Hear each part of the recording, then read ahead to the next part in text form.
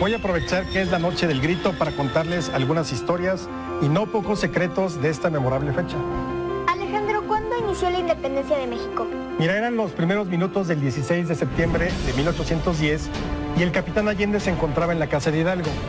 De pronto tocan a la puerta muy fuertemente y era Aldama que llega gritando, diciéndoles: nos descubrieron, nos delataron, vienen por nosotros, hay que hacer algo.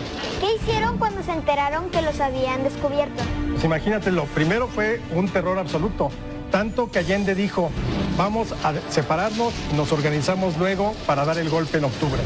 Pero en ese momento sale la personalidad de Hidalgo y dice: no, en este momento vamos a luchar por la libertad, vamos a luchar contra los españoles.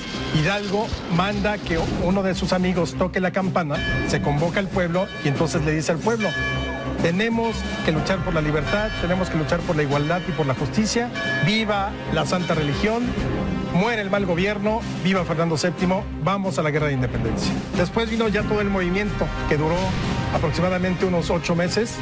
Hidalgo toma Guanajuato, llega casi a la Ciudad de México, en Guadalajara va a abolir la esclavitud, luego vienen las derrotas porque no se organizaron muy bien los insurgentes y Allende es fusilado en junio de 1811 e Hidalgo lo fusilan el 30 de julio de 1811 y ahí termina la primera etapa de la Guerra de Independencia.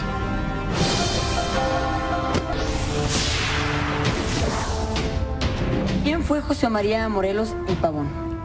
Morelos fue el caudillo que continuó la Guerra de Independencia a la muerte de Hidalgo. También era sacerdote, fue alumno de Hidalgo incluso, pero lo más increíble es que cuando inicia la independencia, Morelos se entrevista con Hidalgo para pedirle ser el sacerdote del ejército. E Hidalgo, como conoce su capacidad, le dice: no, ni loco, tú te me regresas al sur a levantar en armas toda esa región a favor de la independencia. Y entonces así se regresa a Morelos e inicia la guerra en la región sur de la Nueva España. ¿Y Morelos fue mejor que Hidalgo? Yo creo que en términos de la guerra sí, porque lo que hizo Morelos fue organizar un pequeño ejército donde no permitía mujeres, donde no permitía hombres casados, sino nada más solteros, para evitar dejar viudas o huérfanos. Con ese ejército logró grandes golpes como el sitio de Cuautla, como la toma de Acapulco o de Oaxaca. Morelos sí logró pensar en una patria independiente. Y él dijo: ¿cómo quiero esa patria independiente? Que sea igualitaria, que sea libertaria, que se respeten los derechos, que no haya tortura, que todos seamos iguales.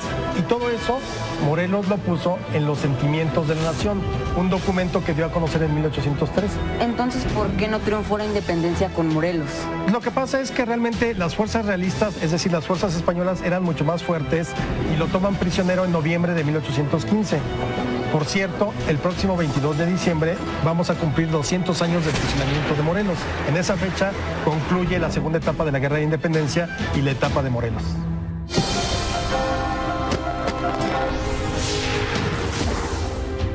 Después de las etapas de Hidalgo y Morelos, que fueron de 1810 a 1815, hubo 6 años en que no hubo victoria para nadie. Los españoles ya estaban cansados en 1821 y dijeron: hay que poner fin a la guerra porque es demasiada destrucción. Pero necesitaban derrotar al único insurgente que quedaba con vida, que era Vicente Guerrero. Para eso nombraron a Agustín de Iturbide, para que lo fuera a combatir. Iturbide va a combatir a Guerrero y se da cuenta que no puede derrotarlo. Entonces mejor decide escribirle una serie de cartas invitándole a formar un ejército común, un ejército que buscara una causa común, que era la libertad y la independencia. Guerrero acepta y entonces juntos forman el Ejército Trigarante. ¿Y cómo terminó todo? El Ejército Trigarante fue ganando adeptos y el 24 de agosto de 1821 Iturbide se reúne con el último virrey de la Nueva España, que era don Juan de O'Donojú, en el pueblo de Córdoba. O'Donojú se da cuenta que ya no hay nada que hacer por España y decide otorgarle la independencia a México. ¿Y qué fue la entrada del Ejército Trigarante?